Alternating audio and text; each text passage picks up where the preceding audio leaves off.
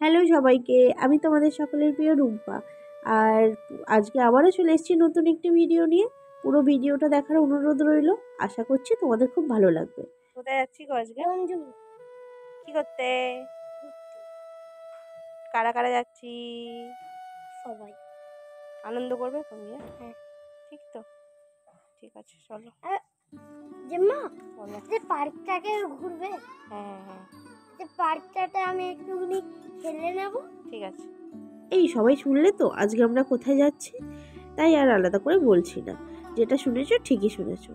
সত্যি কথা বলতে সবসময় আমরা নিজেরাই নিজেদেরকে নিয়ে এত ব্যস্ত থাকি, নিজেরাই ঘুরতে যাচ্ছি, নিজেরাই আনন্দ করছি, এইসবই ভাবতে থাকি। তাই আমাদের মধ্যে হঠাৎ করে মনে হলো যে আমরা যদি একটু আমাদেরকে ছেড়ে যদি একটু শাশুড়িদের নিয়েও ভাবা যায়, ওরা তো আমাদের জন্য ভাবেই। আর তাই আমরা ঠিক করলাম একদিন সবাই মিলে শাশুড়িদের নিয়ে আমরা ঘুরতে যাব। আর সত্যি বলতে এত পরিমাণ বৃষ্টি হচ্ছিল কদিন ধরে যে যাবো যাবো করে যাওয়াই হচ্ছিল না। শেষমেশ কিন্তু আমরা ওদের নিয়ে বেরোতে পেরেছিলাম। ওই যে একটা কথা আছে না, তুমি ইচ্ছা করবে এক জায়গায় যেতে তোমার, আর ইচ্ছাটা পূরণ হবে না, সেটা তো হতে পারে না, না? তুমি চাইলেই সেই ইচ্ছাটা তুমি পূরণ করতে পারবো। ঠিক তেমনই এই যে দেখো, তোমাদের সাথে গল্প করতে করতে আমরা কিন্তু চলেই এসেছি আমাদের গন্তব্যস্থলে। সত্যি বলতে যেহেতু আমরা টোটো করে এসেছিলাম, অনেকক্ষণই প্রায় টাইম লেগেছিল। অবশ্য যারা বাইকে করে আসতে চাও তারা কিন্তু আসতেই পারো। জায়গাটা সত্যিই ভীষণ সুন্দর।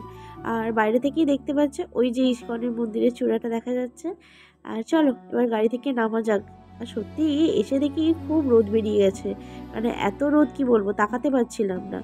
তারপরে শাশুড়িরা যেই টোটোর মধ্যে ছিল সেটাও এসে পৌঁছালো। তারপর আমরা সবাই ওদের হাত ধরে একটু টোটো থেকে নামিয়ে দিলাম। যেহেতু ওদের সবারই পায়ের সমস্যা, তাই যদিও বসে এসেছে তাও তো একটু সমস্যা হতেই থাকে, তাই না? আর এই যে আমরা কিন্তু মন্দিরে প্রবেশ করে গেছি। আর আরেকটা কথা বলে রাখি, এই মন্দিরে ঢুকতে কিন্তু কোনো টিকিটের প্রয়োজন হয় না, তোমরা যখন খুশি আসতে পারো। আর যদি মন্দিরের ভিতরে তোমরা গাড়ি পার্কিং করতে চাও তাহলে কিন্তু ওই গাড়ি পার্কিংয়ের টাকাটা লাগে। আর তোমরা চাইলে বাইরেও পার্কিং করে রাখতে পারো, তাতে কোনো অসুবিধা নেই। চলো মন্দিরের চারিপাশটা একটু দেখাই। আমাদের বাড়ির ফচকেগুলো কিন্তু এরা ভীষণ মজা পেয়েছে, এতটা খোলামেলা জায়গা পেয়েছে। আর এই যে তারপর চলো সিঁড়ি দিয়ে উঠি। মন্দিরটা দেখলে তো তোমাদের আরও ভীষণ ভালো লাগবে, এতটা সুন্দর। শাশুড়িরা কিন্তু এতক্ষণ বসে আসার পরেও ওদের এনার্জি দেখো। ওদের ওই সবার পায়ের সমস্যা আগেই বললাম, তাও ওই এতগুলো সিঁড়ি ভেঙে ওঠা ওদের মধ্যে একটা আলাদাই আনন্দ কাজ করছিল। তো যাই হোক, ওদের আনন্দ দেখে আমাদেরও বেশ ভালো লেগেছে, খুব আনন্দ পেয়েছি আমরা, মানে আমাদের নিয়ে আসাটা ওদের সার্থক হয়েছে। আর যাই হোক, এবার চলো মন্দিরের ভিতরে যাই। মন্দিরের ভিতরের অ্যাম্বিয়েন্সটা তো দারুণ ছিল, বলার মতো নয়। এটা সমস্ত মন্দিরেই হয়ে থাকে, একটা অদ্ভুত একটা শান্তি। আর তারপরে চলো এই যে দেখো, এই হচ্ছে মন্দিরের আসল আকর্ষণীয় জিনিস, সেটা হচ্ছে রাধাকৃষ্ণের মূর্তি। এত অপূর্ব, এত সিদ্ধ, মানে কি বলবো, মানে ভীষণ ভালো লাগছিল দেখতে। আর মন্দিরটা যেহেতু গরম থেকে এসেছি, তাই মন্দিরের ভিতরটাই কিন্তু বেশ ভালো লাগছিল, খুব শান্তি লাগছিল।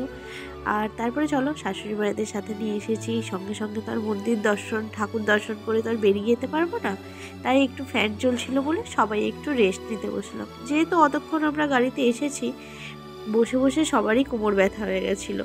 আমাদের পুচকেটাকে দেখছো কিন্তু 15 বক্সে টাকা ফেলতেই ব্যস্ত। যাই হোক, এদিকে ঋষিতা এখানে জানি না কোন কোম্পানির হার পড়েছিল এটা, তো হারটারও অ্যাড দিচ্ছিল এখানে যে আমার হারটা একটু দেখাও, ভীষণ সুন্দর। আর যাই হোক, হা হা হি করে তো বেশ কাটলো দিনটা সেদিনে। আর এটা ছিল সেদিনের আউটিংয়ের ফার্স্ট পার্ট। এইখান থেকে বেরিয়ে এরপর কোথায় গিয়েছিলাম সেটা থাকছে দ্বিতীয় পার্টে। আরও এই ধরনের ভিডিও দেখার জন্য আমার পেজটাকে কিন্তু ফলো করে আমার পাশে থেকো। আর ভিডিও কেমন লাগলো কমেন্ট সেকশানে জানাতে ভুলো না, ভালো লাগলে লাইক করে দিও। আজকের মতো টাটা।